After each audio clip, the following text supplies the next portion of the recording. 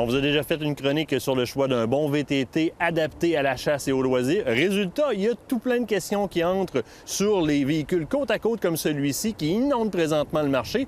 Bien, on est allé en chercher un, puis on va faire le tour des principaux paramètres que vous aurez à choisir lorsque vous en ferez l'acquisition.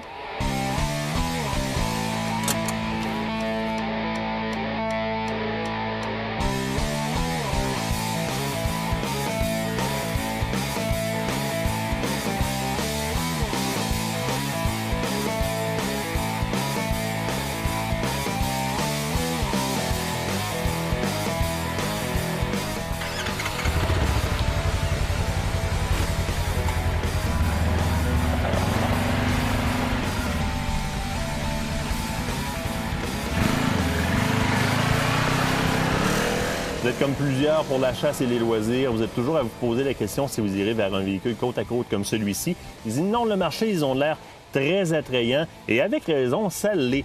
Quelques petits points à vérifier dans la différence entre ça et un VTT. Première des choses, vous avez vu la grosseur de l'engin. Il va falloir l'entreposer. Il va falloir aussi le déplacer si ce n'est pas tout le temps sur vos terres que vous allez vous véhiculer avec. Donc, ça nécessite souvent une remorque de beaucoup plus grand format.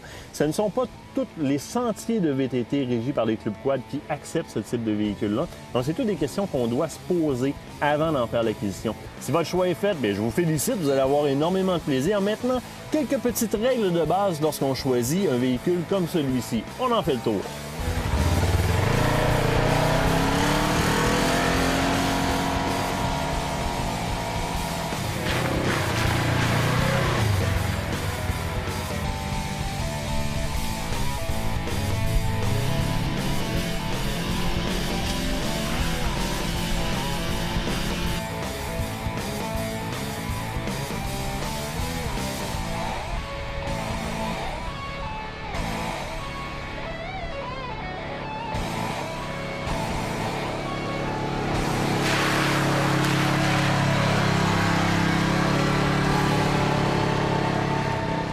Un des premiers paramètres desquels je vais m'informer qui est super important, c'est la largeur réelle du véhicule. Parce que, vous vous souvenez, j'ai parlé des clubs quad dans les sentiers, même si ceux-ci autorisent la circulation des véhicules côte à côte comme celui-ci, ils ont souvent des largeurs maximum. Faites-vous pas prendre aussi sur la largeur de votre remorque. Donc, la largeur, ils sont très différents d'un à l'autre. Vous l'aurez remarqué, dans ce cas-ci, j'ai opté pour un véhicule 2 places. Il y a aussi des véhicules 4 places qui commencent à entrer dans le marché. Ça fait 2 ou 3 ans qu'on les voit. Alors, il y a un choix à faire à ce niveau-là aussi, à savoir aussi que ce sont des véhicules qui sont beaucoup plus gros. Vous le voyez, je suis appuyé sur une cage. Celle-ci est complètement nue. Elle me protège en cas de versement, donc que le véhicule déverserait sur le côté. Mais il faut savoir qu'il y a énormément d'options qui existent avec ces cages-là. D'abord et avant tout, ce sont des véhicules qui laissent entrer beaucoup d'éclaboussures d'eau vers l'avant. Donc, on peut opter pour avoir un demi-pare-brise ou un pare-brise plein.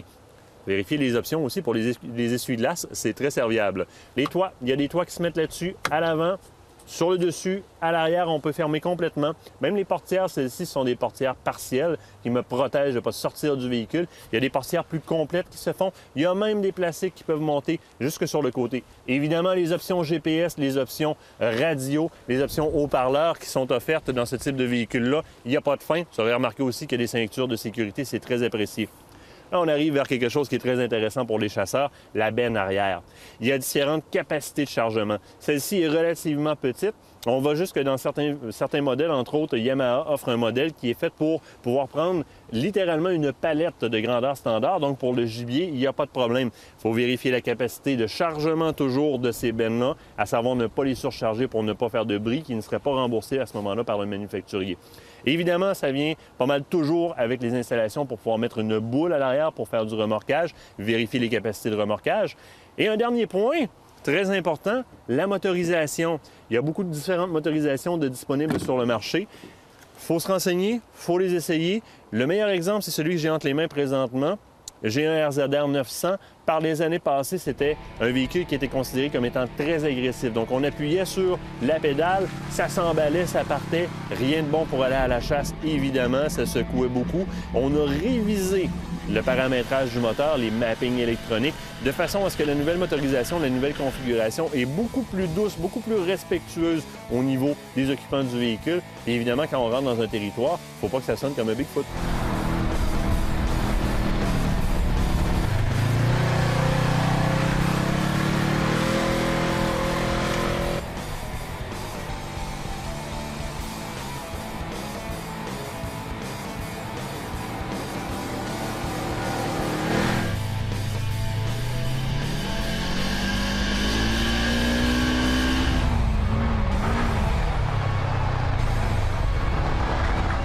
Suspension, direction et pneumatique.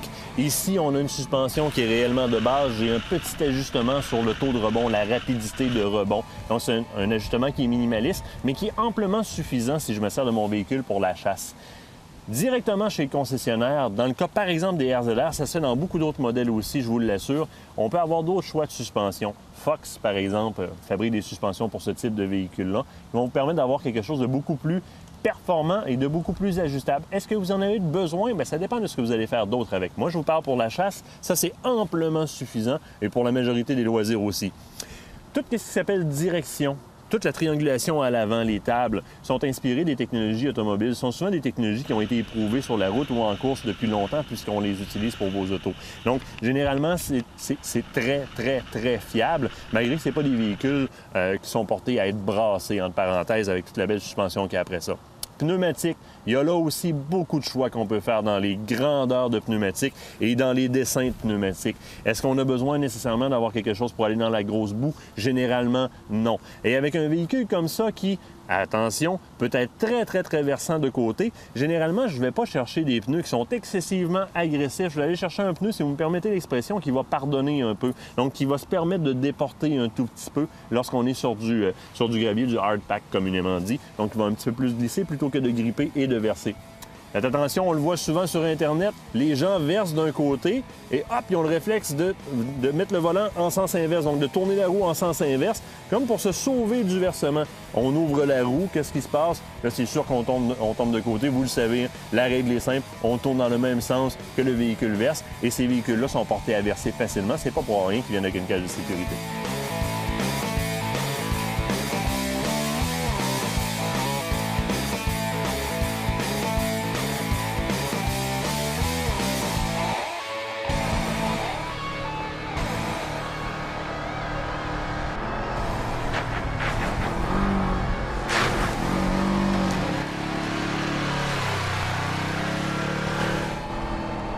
Le choix d'un véhicule côte à côte est un choix songé pour les activités de chasse, de pêche et de plein air, puisqu'il vous offre une grande versatilité, en plus de vous faciliter la tâche pour le matériel que vous avez à traîner. Encore ici, les grandes marques qui sont reconnues dans l'industrie et qui ont la cote, Polaris, Yamaha, Arctic Cat et John Deere. J'y vais de deux derniers petits conseils. L'installation d'un treuil avec un renvoi à l'arrière est plus que nécessaire pour ces activités-là sur un véhicule comme celui-ci. Et en dernier, si votre véhicule est en entraînement par courroie, assurez-vous d'en avoir une de rechange ainsi que les outils pour en faire le changement parce qu'un coup mal pris dans une trail, vous ne l'aimerez pas votre courroie.